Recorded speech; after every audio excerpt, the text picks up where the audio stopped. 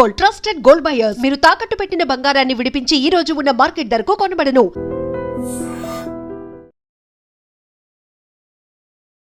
నమస్కారం, welcome to I dream. ధర్మ మార్గం విత్ విజిత కార్యక్రమానికి స్వాగతం.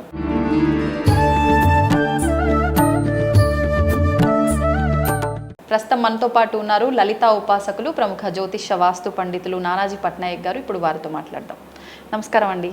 శ్రీమాత్రే నమః.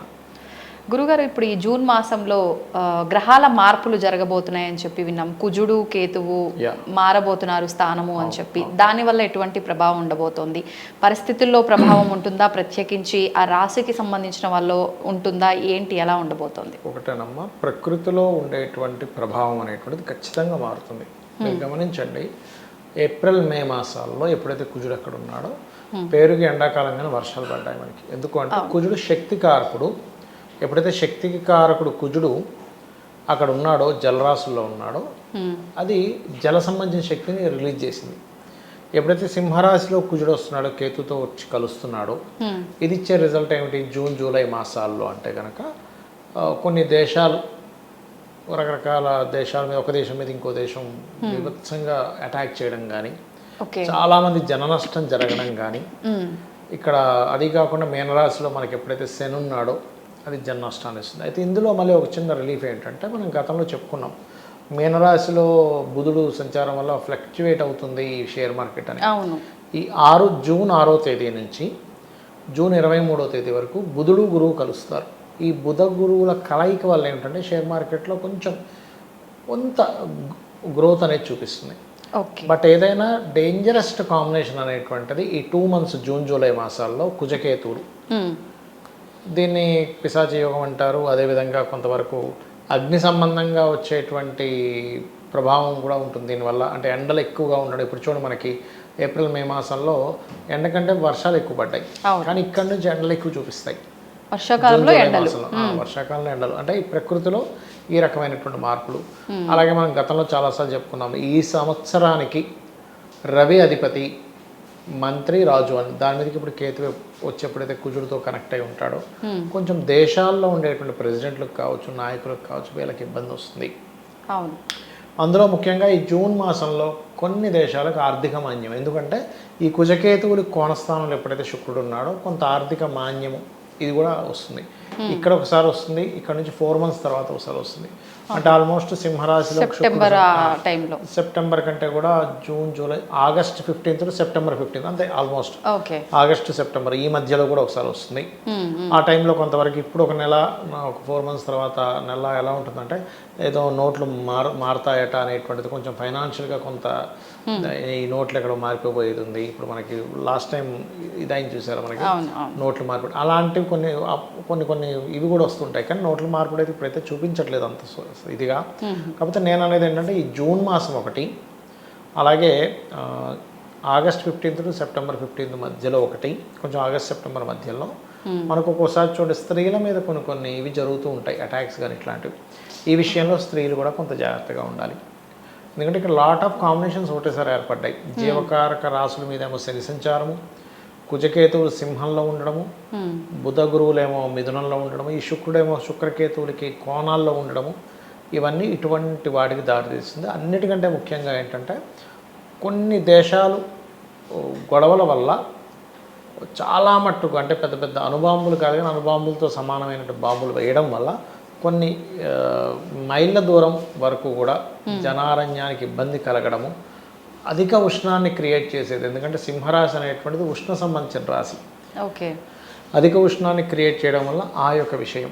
అయితే ఇది మరి 12 లగ్నాల వాళ్ళకి ఎలా పనిచేస్తుంది, రాశి కానీ 12 లగ్నాల వాళ్ళకి కానీ ఎటువంటి జాగ్రత్తలు తీసుకోవాలంటే, మేషం వారికి అసలు సంతానం విషయంలోని, వృషభం వారు ఏదైనా ప్రాపర్టీస్ తీసుకునే అంశం లేదా విద్యా విషయంలో, కర్కాటకం మిథునం వారు అగ్రిమెంట్స్ చేసుకునే విషయంలో, కర్కాటకం వారు ఫ్యామిలీతో ఏదైనా మనీ రిలేటెడ్ మ్యాటర్స్, సింహం వారు ఏంటంటే అధిక ఉష్ణం ఉంది వాళ్ళకి, లేకపోతే కొంచెం బీపీ ఉంది, అటువంటి విషయాలు జాగ్రత్త తీసుకోవాలి, పెరిగే ఛాన్సెస్ ఉంటుంది. కన్యవారేమో ఇన్వెస్ట్మెంట్ చేసే విషయంలో, తులవారేమో కాస్త లాభాలు ఎక్కువగా వస్తాయని ఒక్కోసారి మనం తొందరపడేవో చేస్తాం, అటువంటి విషయాలు. బట్ లాభస్థానంలో కుజకేతువులు మంచిదే చెప్పాలంటే, లాభాలు ఇస్తాయి. వృశ్చికం వారికి ఏంటంటే పర్టికులర్గా అక్కడ అది ఉద్యోగంలో హైక్ ఇస్తుంది, at the same time stress కూడా ఉంటుంది.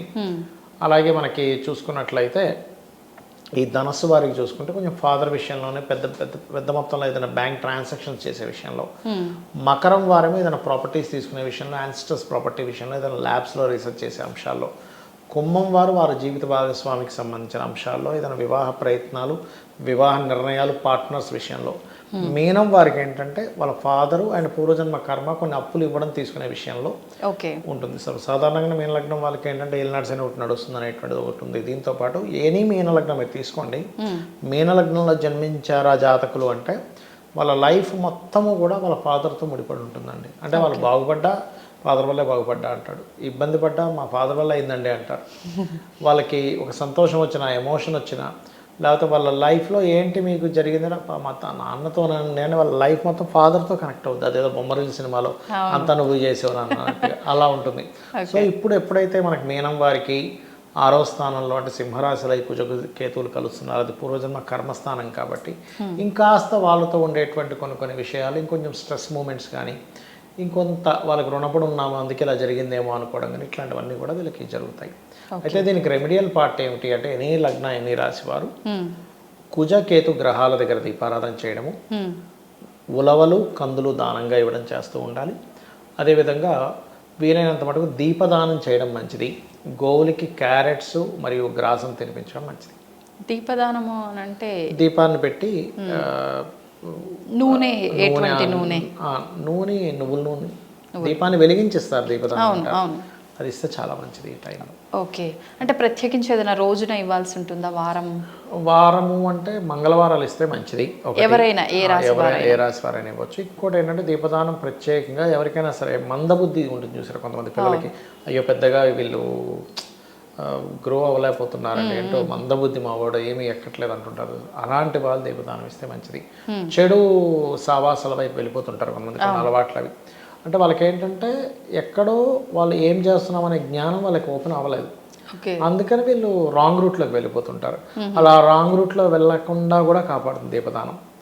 మీరు ఏదైనా మీకు లైఫ్ మొత్తం చీకటి అయిపోయింది, ఏంటో నాకు ఎటు వెళ్ళాలో అర్థం కావట్లేదు అనుకునేటువంటి వారికి దీపదానం అద్భుతంగా పనిచేస్తుంది.